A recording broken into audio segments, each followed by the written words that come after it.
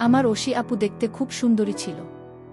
আমার আপুর বিয়ের হওয়ার 1 মাস পরেই দুলাভাই বিদেশ চলে যায়। দুলাভাই বিদেশ যাওয়ার পর আপুর তার বয়ফ্রেন্ডকে বাসায় এনে যা করল তা আমি দেখে ফেলি।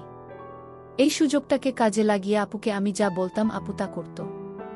একদিন আপুকে হোটেলে নিয়ে যা করেছিলাম তা শুনলে আমি গ্যারান্টি দিয়ে বলতে পারি তোমাদের পানি চলে আসবে। তাহলে কথা না বাড়িয়ে আসল ঘটনাটি শুরু করি। আমার নাম শাওন, বয়স 8 বছর। আমার একমাত্র বড় বোন সুমাইজা আফরিন, ঐশী বাড়ির সবাই ঐশী বলে ডাকে, তার বয়স 20 বছর। কিছুদিন আগে ঐশী আপুর বিয়ে হয়েছে। দুলাভাই বিদেশে থাকে, বিয়ে করার জন্য 1 মাস আগে দেশে এসেছে। ঐশী আপুকে দেখেই তার পছন্দ হয়েছে, তাই দেরি না করে তাড়াতাড়ি বিয়ে করেছে। আমাদের অর্থনৈতিক অবস্থা খুব বেশি ভালো না। বাবা একটা ছোট কোম্পানিতে চাকরি করেন। ঢাকা শহরে থাকা, খাওয়ার খরচ সামলানো কঠিন। তাই দুলাভাইয়ের মতো একটা ভালো ছেলেকে পেয়ে বাবা আর মা কোনো দেরি করতে চায়নি। ঐশী আপু বিয়েতে খুব খুশি ছিল, কিন্তু দেখতে দেখতে 2 মাস পার হয়ে গেল আর দুলাভাইয়ের বিদেশ যাওয়ার সময় হয়ে গেল। বিয়ের 2 মাসের মধ্যে স্বামী বিদেশে চলে যাবে, তাই ঐশী আপু ভীষণভাবে ভেঙে পড়ল। তাই দুলাভাই সিদ্ধান্ত নিল যে 1 বছর পরেই দুলাভাই দেশে ফিরে আসবে, আর এই 1 বছর ঐশী আপু তার বাপের বাড়িতেই থাকবে। দুলাভাইয়ের বাড়ি টাঙ্গাইল জেলাতে, তাই বিদেশে যাওয়ার 1 সপ্তাহ আগেই ঐশী আপুকে সাথে নিয়ে ঢাকাতে আমাদের বাসায় চলে আসলো। ঐশী আপু আর দুলাভাই আসাতে মা, বাবা, আমরা সবাই খুব খুশি হলাম। দুলাভাই আর ঐশী আপুর সাথে আমি খুব আনন্দের সাথে সময় কাটাতে লাগলাম। দুলাভাইয়ের বিদেশে যাওয়ার দিন চলে আসলো। দুলাভাই যেদিন বিদেশে যাবে তার আগের রাতে আমার ঘুম ভেঙে গেল। আমি পানি খাওয়ার জন্য আমার রুম থেকে বাহিরে এসে ডাইনিং এ এসেছি। বাইরে প্রচণ্ড গরমের তাপদা, এই গরমে সবাই অসুস্থ হচ্ছে। পানি খাওয়ার প্রবণতাও আমার ঠিকঠাক নিয়মে নেই, তাই স্বাভাবিক নিয়মের থেকে এ সময় একটু বেশি পানি পান করছিলাম। পানি খেয়ে আমার রুমে যাওয়ার সময় হঠাৎ করে আমার কানে একটা আওয়াজ আসলো। আমি খেয়াল করে শুনলাম আওয়াজটা আমার পাশের রুম অর্থাৎ ঐশী আপুর রুম থেকে আসছে। আমি ঐশী আপুর রুমের দিকে তাকিয়ে দেখলাম রুমের জানালা খোলা। প্রথমে ভাবছিলাম হয়তো এই গরমে জানালা খোলা রেখেছে পাশ দিয়ে হালকা বাতাস যাওয়ার জন্য, আর রুমের ভিতরে লাইট জ্বলছে। আমার কৌতূহল বেড়ে গেল। আমি ঐশী আপুর রুমের জানালার কাছে গিয়ে দাঁড়ালাম। এটা কি দেখলাম? আমি আপু জানালার দিকে তাকাতেই আপুর চোখের সাথে আমার চোখাচোখি হতেই আমি জানালা থেকে পাশে সরে গেলাম। কিন্তু এবার আমি আমার রুমে না গিয়ে জানালার পাশেই দাঁড়িয়ে থাকলাম। সময়ের সাথে আমার সাহসও বাড়তে লাগলো। আমি আবার জানালা দিয়ে দেখলাম। আমি জানালায় দাঁড়াতেই দেখি আপু আমার দিকেই তাকিয়ে আছে। আমাকে দেখে আপু একটা মুচকি হাসি দিল। আপুর মুচকি হাসিতে আমার সাহস আরও বেড়ে গেল। সে রাতে গরমে ভালো ঘুম না হওয়ায় আমার মাথাটা ভারী হয়ে আছে। বারবার ঐশী আপু আর দুলাভাইয়ের কথা আমার চোখের সামনে ভেসে আসছে। সেটা মনে পড়তেই আমার ভীষণ ভয় লাগছিল। গতকাল রাতে আপু আমাকে কিছু বলেনি, কিন্তু আজকে আমি আপুর সামনে দাঁড়াবো কিভাবে? আজকে আপু আমাকে কি বলবে? এসব ভাবতে ভাবতে আমার মাথাটা আরও ভারী হয়ে আসছিল। তখনই আমার মা চিৎকার করে আমাকে সকালের নাস্তা করার জন্য ডাক দিল। আজকে দুলাভাই বিদেশে চলে যাবে, তাই বাবাও আজ বাড়িতেই আছে। আমি আমার রুম থেকে বাহিরে এসে দেখি বাবা, মা, দুলাভাই আর ঐশী আপু ডাইনিং টেবিলে বসে আছে। আমি মাথা নিচু করে এগিয়ে গিয়ে নাস্তা করতে বললাম। আমি ভয় করছিলাম যে কখন ঐশী আপু গতকাল রাতের প্রসঙ্গ তুলে সবার সামনে আমাকে বকা দিবে। কিন্তু তেমন কিছুই হলো না। ঐশী আপু একদম স্বাভাবিক ছিল। আপুর আচরণ দেখে মনে হচ্ছিল যেন গতকাল রাতে কিছুই হয়নি। আপুর আচরণ দেখে আমি স্বস্তি পেলাম। দুলাভাই বিদেশে চলে গেল। ঐশী আপুর সারাদিন মন খারাপ করে থাকলো। সেদিন রাতে প্রায় 11টার দিকে গরমে আমি আমার রুম থেকে বাহিরে এসে দেখি ঐশী আপু গরমে রুমের জানালা খোলা আর রুমের ভিতর লাইট জ্বলছে। আমি এগিয়ে গিয়ে আপুর রুমের জানালায় দাঁড়ালাম। জানালার পর্দাটা একটু সরিয়ে দিয়ে দেখলাম আপু বিছানায় বসে বই পড়ছে। আমি জানালায় দাঁড়িয়ে আপুকে দেখতে লাগলাম। আপু বিছানায় হেলান দিয়ে বই পড়ছে। বই পড়তে পড়তে আপু জানালার দিকে তাকিয়ে দেখল আমি সেখানে দাঁড়িয়ে আছি। আমাকে কিছু না বলে আপু আবার বই পড়তে লাগলো। বই পড়তে পড়তে আপু বারবার আমাকে দেখছিল। আমিও চুপচাপ দাঁড়িয়ে আপুকে দেখছিলাম। বেশ কিছুক্ষণ পরে আপু বিছানা থেকে নেমে হাতের বইটা টেবিলে রেখে জানালার কাছে আমার সামনে এসে দাঁড়ালো। আপু আমার চোখের দিকে তাকিয়ে বলল, কিরে কিছু বলবি? আমি তো মতো খেয়ে বললাম, আপু তুমি ঠিক আছো? আপু সুন্দর একটা হাসি দিয়ে বলল, হ্যাঁ আমি ঠিক আছি। অনেক রাত হয়েছে, এখন রুমে গিয়ে ঘুমিয়ে পড়। আমি বললাম, তুমি কি এখনই ঘুমাবা আপু? আপু বলল, হ্যাঁ তুইও গিয়ে ঘুমিয়ে পড়। আমি বললাম, আগে তুমি শুয়ে পড় আপু, তারপরে আমি ঘুমাতে যাচ্ছি। আপু আর কিছু না বলে একটা মুচকি হাসি দিয়ে রুমের লাইট বন্ধ করে বিছানায় শুয়ে পড়ল। আমিও আমার রুমে এসে শুয়ে পড়লাম, কিন্তু কিছুতেই ঘুম আসছিল না। বারবার আপুর কথা মনে আসছিল। সকালে উঠে আবার সবকিছু স্বাভাবিক। দিনের আপু আর রাতের আপু যেন সম্পূর্ণ আলাদা। আমিও কখনো দিনের বেলা রাতের বিষয়ে কথা বলতাম না। এভাবেই আমাদের দিন কাটতে লাগলো। দিনের বেলায় আমরা দুই ভাই বোন স্বাভাবিক আচরণ করতাম, কিন্তু প্রতিদিন রাতে আমি আপুর রুমের জানালায় গিয়ে আপুকে দেখতাম। কোনোদিন আপু জেগে থেকে বই পড়তো বা টিভি দেখতো, আবার কোনোদিন আমি যাওয়ার আগেই আপু রুমের লাইট বন্ধ করে ঘুমিয়ে পড়তো। প্রায় ৮-৯ দিন পরে একদিন রাতে আমি ঐশী আপুর রুমের জানালায় গিয়ে দেখলাম আপুর রুমের লাইট জ্বলছে, কিন্তু রুমে আপু নাই। আমি রুমের চারিদিকে তাকিয়ে দেখলাম আপু কোথাও নাই। হঠাৎ আপুর রুমের বাথরুমের দরজা খুলে গেল। আপু বাথরুম থেকে গোসল ছেড়ে বাহির হয়ে আসলো। আপুকে দেখে আমার হার্ট বিট বাড়তে লাগলো, কারণ আপু তখন অবস্থায় ছিল। বাথরুম থেকে বাহিরে এসেই আপু জানালার দিকে তাকিয়ে দেখল আমি দাঁড়িয়ে আছি। আপু আস্তে আস্তে জানালার কাছে এগিয়ে এসে নিচু স্বরে বলল, কিরে শাওন, তুই এখনো ঘুমাসনি? আমি বললাম, আমার ঘুম আসছে না। আপু বলল, বেশি রাত জাগা শরীরের জন্য ভালো না। আমি দাঁড়িয়ে দাঁড়িয়ে অবাক হয়ে আপুকে দেখছিলাম।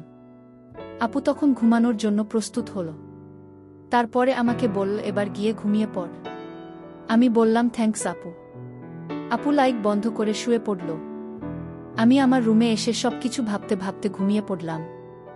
একদিন আমার বাবা আর মা সকালে নাস্তা করে চাচার বাসায় গেল। আমার বাবারা দুই ভাই। আমার বাবা ছোট আর চাচা বড়। চাচার বাড়ি ঢাকা শহরে। চাচা আমাদের মতো মধ্যবিত্ত নয়। চাচার কাপড়ের ব্যবসা আছে। নিজের চেষ্টায় ৪ চাকার ব্যবসা প্রতিষ্ঠা করেছে। চাচার একমাত্র ছেলে শিহাব আমার কয়েক মাসের ছোট হলেও আমরা দুই চাচাতো ভাই বন্ধুর মতো। শিহাব হচ্ছে আমার ধনীর চাচার আদরের একমাত্র সন্তান। তাই শিহাব ইচ্ছামতো টাকা খরচ করে। চাচা চাচি শিহাবকে কিছুই বলে না। আমার বাবা আর মা সারাদিন চাচার বাসায় থাকবে আর ফিরবে রাতে। আজকে শুধু আমরা দুই ভাই বোন বাসায় থাকব। তাই আমি আমার রুমে বসে ভাবছি কিভাবে আপুর সাথে আরও বেশি ফ্রি হওয়া যায়। তখনই ঐশী আপু আমার রুমে এসে বলল, কি করছিস? আমি বললাম, কিছু না আপু, এমনি বসে আছি। আপু বলল, আজকে কি তোর কোনো কাজ আছে? আমি বললাম, না আপু, আমার কোনো কাজ নাই। আজকে সারাদিন আমি তোমার সাথে গল্প করব ভেবেছিলাম, যদি তুমি ব্যস্ত না থাকো। আপু বলল, ও আচ্ছা, তাহলে তুই গোসল করে ফ্রেশ হয়ে আমার রুমে আয়। আমি বললাম, ঠিক আছে আপু। আমি গোসল করে তোমার রুমে আসছি। আপু চলে যেতেই আমি তাড়াতাড়ি গোসল করে রেডি হয়ে আপুর রুমে গেলাম। আপুর রুমের দরজা খোলা ছিল। আমি আপুর রুমের ভিতর ঢুকে দেখলাম আপুর রুমে নাই। খেয়াল করলাম আপুর বাথরুম থেকে গোসলের পানি পড়ার শব্দ আসছে। আপু হয়তো বাথরুমে গোসল করছে। তাই আমি বাথরুমের দরজার কাছে গিয়ে বললাম, তুমি গোসল করছো নাকি আপু? আমি কি একটু পরে আসব? আপু বাথরুমের ভিতর থেকেই বলল, আমার গোসল প্রায় হয়ে গেছে, তুই বিছানায় বসে থাকে। আমি আপুর বিছানায় বসলাম। কিছুক্ষণ পরেই আপু বাথরুম থেকে মাথা মুছতে মুছতে বাহির হয়ে আসলো। আমি চোখ বড় বড় করে আপুকে দেখতে লাগলাম। মাথা মুছতে মুছতে আপু এসে আমার পাশে বসল। আমি বিছানা থেকে নেমে ড্রেসিং টেবিলের উপর থেকে লোশনের বোতলটা নিয়ে ঐশী আপুর সামনে এসে দাঁড়ালাম। আপু আমার দিকে তাকাতেই আমি লোশনের বোতলটা আপুর দিকে এগিয়ে দিলাম। আমি আপুর হাতে একটু লোশন ঢেলে দিয়ে আপুর সামনেই দাঁড়িয়ে থাকলাম। তখন আপু সুন্দর করে সাজুগুজু করছিল, কিন্তু কেন আপু এমন করে সেজেছিল আমি বুঝলাম না।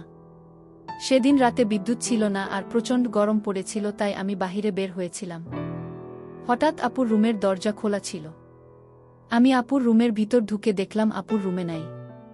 আমি পাশের রুমে চলে গেলাম, কিন্তু সেখানেও আপ নাই। তাহলে আপু কোথায় গেল? আমার ভীষণ চিন্তা হচ্ছে। হঠাৎ লক্ষ্য করলাম আমার পাশের রুম থেকে আপুর গলার আওয়াজ আসছে। মনে হচ্ছে চিৎকার করছে। আমি অবাক হয়ে গেলাম, কিসের চিৎকার আসছে? বাবার রুম থেকে আমি পাশের রুমে যেতেই দেখলাম রুম ভিতর থেকে লক করা। আমি জানালার পাশে গেলাম, গিয়ে দেখলাম সেখানে জানালাও লক করা।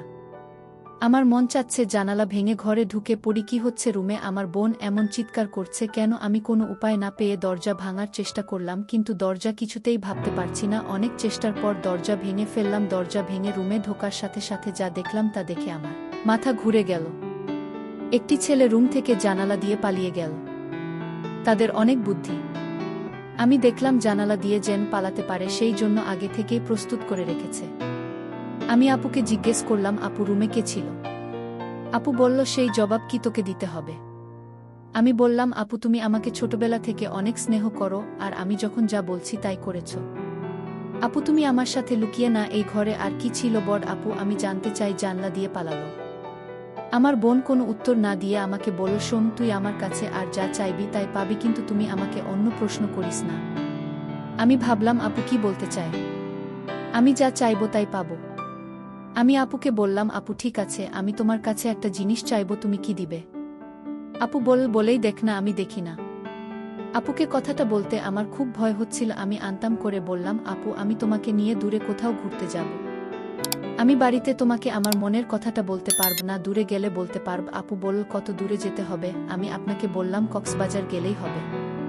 আমি মনে মনে চিন্তা করলাম, আমার ভাইটা আমার কাছে কি এমন চাইবে যে কথাটা বাড়িতে বলতে ভয় পাচ্ছে। আমি ছোট ভাইয়ের কথায় রাজি হয়ে গেলাম। আমি তোর সাথে ঘুরতে যাব। আমিও জানতে চাই আমার ছোট ভাইয়ের মতন থাকি। হঠাৎ ছোট ভাই আমাকে ডাক দিয়ে বলল, আপু আমি যে কথা তোমায় বলবো আর আমি তোমার কাছে যা চাইবো তা কাউকে বলতে পারবে না। বিশ্বাসটা গোপন রাখতে হবে, প্রমিস কাউকে বলবো না। তাহলে এখনই বলে ফেল, কি বলবি, আমার কাছে কি চাস? আপু আমি আগেই বলেছি আমি বাড়িতে বলতে পারবো না। তোমাকে কক্সবাজার নিয়ে তারপর বলবো। ঠিক আছে আমার লক্ষ্মী ভাই, তাহলে চল আজই আমরা কক্সবাজার চলে যাই। আপুর কথা শুনে আমার খুব আনন্দ লাগছে, আবার অনেক ভয় লাগছে। তাহলে চলো কালই আমরা কক্সবাজার চলে যাই। পরের দিন সকালে আমি আপুকে নিয়ে কক্সবাজার রওনা দিলাম। আমরা সকাল 8টায় বাড়ি থেকে কক্সবাজারের উদ্দেশ্যে নিয়ে রওনা দিলাম। আমরা প্রায় রাত 9টায় কক্সবাজার গিয়ে পৌঁছালাম। সারাদিন গাড়ির জার্নিতে শরীরটা আমার অনেক ক্লান্ত হয়ে গেছে, আমার চোখের পাতা কিছুতেই খোলা রাখতে পারেনি। আমি ঘুমিয়ে পড়লাম, মানে আমার আপু ঘুমিয়ে গেল। আমি আপনাকে বললাম, আপু কিছু খাবে না, আমি বাহির থেকে খাবার নিয়ে আসি। আপু বলল, না আমি কিছুই খাব না, উত্তর ইচ্ছে থাকলে তুই হোটেল থেকে খেয়ে নে। আমি বললাম, আপু তোমাকে রেখে আমি কি খাইতে পারবো? আপু বলল, ডিস্টার্ব করিস না, আমি ঘুমা, তুই যা পারিস না করে। বেন করিস না, কাল কথা হবে, এখন ঘুমা। আপুকে ঘুমের মধ্যে অনেক সুন্দর লাগছিল, আমিও ক্লান্ত শরীর নিয়ে ঘুমিয়ে পড়লাম। পরের দিন সকালে ঘুম থেকে উঠে আমরা সমুদ্রসীতে ঘুরতে গেলাম। সারাদিন ঘুরলাম। এবার আপু আমায় প্রশ্ন করল, আচ্ছা শাওন, তুই কি ভুলে গেছিস তুই আমাকে কেন কক্সবাজার নিয়ে এসেছিস? আরে আপু ভুলি নাই, আজ রাতে বলবো। আপু যদি তুমি আমার কথা না রাখ তাহলে আমি কিন্তু ওই দিনের রাতের ঘটনা সবাইকে বলে দিব। আপু তখন আমার দিকে রাগান্বিত চোখে তাকিয়ে বলল, শাওন আমি কিনা করেছি তোর কথা রাখব না। তারপর সন্ধ্যা হয়ে আসছে, আমি আপুকে বললাম, আপু চলো হোটেলে যাই, রাতের খাবার হোটেলে খেয়ে তারপর আজ আমরা হোটেলেই থাকব। আপু তখন বল, হোটেলে কেন? এখানে তো দুলাভাইয়ের ছোট ভাইয়ের বাসায় থাকতে পারি, আর আমরা তো গতকাল এখানে ছিলাম। আমরা কেন শুধু শুধু হারা দিয়ে হোটেলে থাকব? আমি বললাম, হোটেল না থাকলে যে আমার মনের কথাটা বলতে পারব না আপু। আপু তখন বল, ঠিক আছে তুই যা বলবি তাই হবে। তারপর আমরা একটা হোটেলে গিয়ে উঠলাম। আমি আপুকে যে কথাটা বলব সেই কথা শুনে আপু কি আমার প্রতি রাগ করবে, আমি এসব চিন্তা করছিলাম। আপু আমায় বলল, শাওন তুই কি চিন্তা করছিস? আমি আপনাকে বললাম, আপু আমি যে কথাটা বলবো তা শুনলে তুমি রাগ করবে না তো? আপু বলল, আমি কতবার বলবো আমি রাগ করব না, আমি কাউকে কিছু বলবো না, তুই নির্ভয় আমাকে তোর মনের কথা বলতে পারিস। আপুর কথা শুনে আমি কিছুটা সাহস পেলাম। আমি আপু বললাম, আপু আমি ছোটবেলা থেকেই তোমাকে অনেক পছন্দ করি, আর দুলাভাই বিদেশ যাওয়ার পর থেকে আমি লক্ষ্য করছি তুমি সব সময় মনমরা হয়ে থাকো।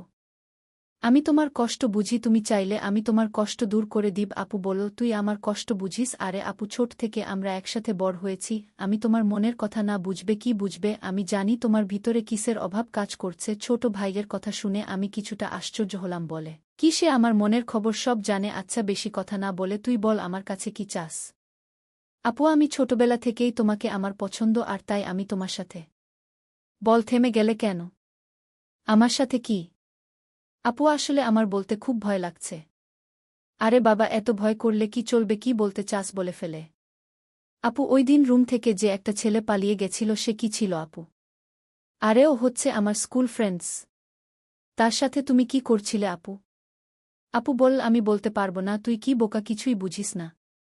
আমি কি করছিলাম তা কি আমার মুখ থেকে শুনতে হবে? হুম আপু তোমার মুখ থেকে শুনতে চাই। তুমি বললে আমি অনেক খুশি হব। আপু আরে পাগল ছেলে, সেটা কি বলা যায় সেটা তো বুঝে নিতে হবে। আমি বুঝেছি আপু, তাহলে তো হলোই। আপু আমি যা মনে মনে বুঝে নিলাম তা আমি করতে চাই। ঠিক আছে আজ আর কোনো কথা নয়, যা হবার কাল হবে। আপুকে বললাম, আপু কাল হবে তো আমার কথা রাখবে তো? আমি বললাম, আমি কি তোর সাথে মিথ্যা কথা বলেছি? আমারে কি তোর বিশ্বাস হয় না? যদি বিশ্বাস থাকে তাহলে এখন ঘুম, কাল সব হবে। প্রিয় দর্শক বন্ধুরা, আজ অনেক রাত হয়ে যাওয়ার কারণে গল্পটি শেষ করতে পারলাম না, তাই এই গল্পের বাকি অংশ আগামীকাল ব্লগে আপলোড দেয়া হবে। সেই পর্যন্ত সবাই ভালো থাকবেন।